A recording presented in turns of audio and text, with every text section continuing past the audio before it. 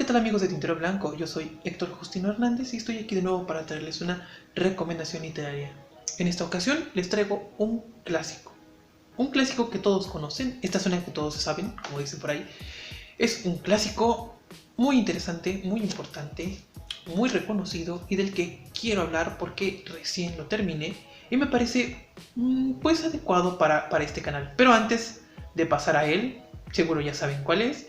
Quiero recordarles que dejen un comentario, un like, se suscriban al canal, etcétera, etcétera, y todas estas cosas que se hacen cuando se quiere difundir más la cultura. La verdad es que nos ayudarían mucho a llegar a cada vez más personas. Hemos notado que nos ven quizás un poco más personas de las que tenemos, pues digamos, los suscritas. Entonces nos agradaría que si pudieras, si quisieras, si ya eres alguien habitual en este canal, nos des una suscripción, y si no, pues que te suscribas y que veas nuestro contenido, ¿no? Tenemos ahí muchos videos, llevamos ya más de un año produciendo videos, ¿no? No solamente estoy yo, también está mi compañera Maru, y entonces pues los esperamos aquí. Y pues entrando ya de lleno, el libro del que les quiero hablar es... Uy, está al revés. El proceso, de Franz Kafka.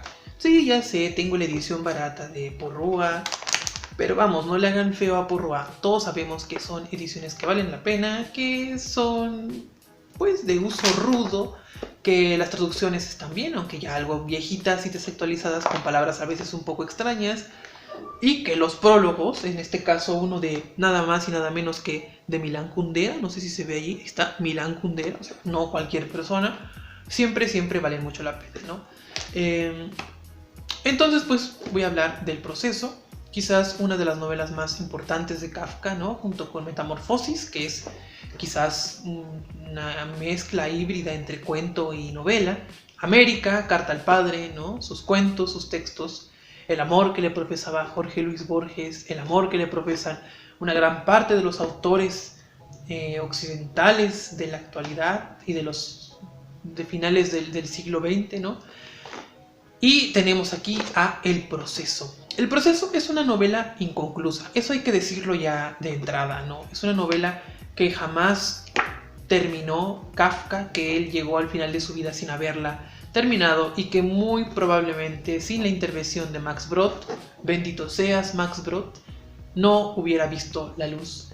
Y qué bueno que vio la luz porque es una gran novela, ¿no? Como es un clásico, como es una novela que fue escrita a principios del 20, es una novela que todavía tiene ciertos resquicios de la literatura del siglo XIX, ¿no? Largas disquisiciones, momentos de descripciones innecesarias. Sin embargo, y esto es lo más importante, la manera en la que Kafka entra en la psicología del personaje y la manera en la que el ambiente y el estilo y lo que ocurre dentro de la historia poco a poco comienza a volverse extraño, comienza a retorcerse conforme va cambiando la narración, conforme esta narración realista se empieza a transformar en una narración ligeramente fantástica, ligeramente opresiva, es algo que Kafka lo hace de una forma particular y que nadie lo ha podido igualar con la maestría con la que él lo hace. ¿De qué trata el proceso? ¿No? Vamos a entrar un poco acá en chismecito, en platiquita no binaria, como dicen por allí, en platiquita chida, ¿no? ¿De qué trata esta novela? Es la historia de Joseph K., que casi toda la novela justamente lo llaman K. Es un dependiente encargado de banco, ¿no? O sea, un burócrata, una persona que se la vive frente a un escritorio. Él es el que decide quién va a ser a quién le va a otorgar un préstamo en el banco. Tiene un cargo relativamente importante, tiene una vida relativamente sencilla, ¿no? Está enamorado de una tal Elsa, aunque es muy mujeriego, ¿no? Tiene una madre enferma y anciana viviendo en un pueblo, su padre ha fallecido. Y él, un día de repente, al despertar, ¿no? Curiosamente, en la Metamorfosis también al despertar el personaje, pues digamos, lo pasa por esta extrañeza del mundo, ¿no? Que se presenta ante él convertido en un bicho. En este caso es cuando dos dependientes entran en su habitación y le dicen formalmente que está, preso, ¿no? Que hay una orden en su contra y que se comenzó un proceso judicial contra él. Cuando intenta averiguar cuál es este proceso judicial que está en su contra, nadie le responde. Y creo que esto es uno de los leitmotivs, uno de los elementos que se repiten a lo largo de la historia más interesantes o más importantes de esta novela, ¿no? Nunca sabemos realmente de qué está acusado Joseph K. En todo el libro, en todos sus capítulos, en todas sus páginas, no hay ni un solo indicio acerca de lo que está siendo acusado. Y esto es interesante porque es un reflejo de la dictadura. Muchos, inclusive el mismo Orson Welles, quien le hizo una adaptación en cine, han querido ver en esto una metáfora de las dictaduras. Yo pienso, junto con Milan Kundera y otros autores, que Kafka no estaba viendo en esto tanto una idea de la dictadura o del gobierno opresivo, sino una idea del individuo contra la sociedad, contra lo absurdo del mundo, ¿no? En el que de repente uno se ve inmerso.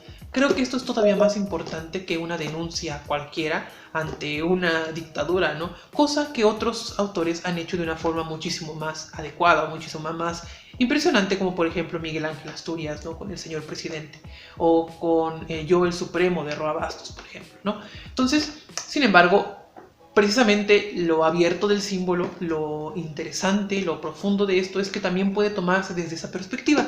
Es totalmente válida, ¿no? Y si queremos ver en esto una metáfora de las dictaduras, pues adelante, ¿no? Entonces, Joseph K. no sabe de qué está acusado, va a diferentes instancias del gobierno, termina contratando a un abogado, va de un lado a otro intentando manejar su defensa y descubriendo personajes que están alrededor del proceso judicial. Un pintor de la corte, una sirvienta de un abogado, ¿no? Una vecina suya, etcétera, etcétera, etcétera. Estos personajes poco a poco le van abriendo el panorama de lo que es un proceso.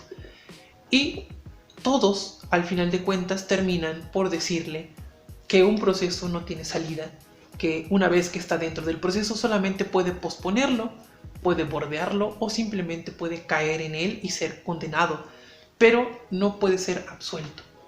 Y entonces aquí se presenta el destino irremediable del ser humano, la muerte frente a la sociedad, la muerte frente a lo inevitable del tiempo, etcétera, etcétera. Podemos encontrar tantas metáforas como sean necesarias, yo no quisiera como abundar en ello, pero sí decir que entonces Joseph K., al darse cuenta que no tiene más opción que tomar las riendas de su destino, decide hacerlo, y entonces, por azares del destino, también decide luego no hacerlo, y entonces las consecuencias son desastrosas para él, claro, por supuesto, porque todos los demás que están alrededor de él, pues no se ven del todo afectados, no cambia en nada su vida, ¿no?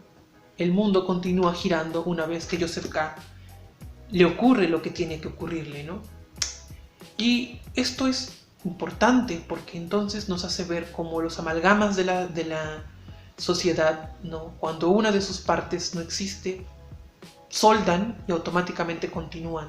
Entonces, habla también de la disgregación de la identidad humana y de cómo esta identidad muchas veces no es tomada en cuenta por la sociedad y por el mundo en general. Es un libro importante, es un libro no acabado. La versión de Porrúa y otras versiones tienen algunos capítulos extras que fueron no terminados por el mismo Kafka, que nos dan una idea general, además de lo que ya había terminado, de cómo pudo haberse desarrollado el libro, de hacia dónde pudo haber caminado, de cuáles son los intersticios que pudo haber tocado.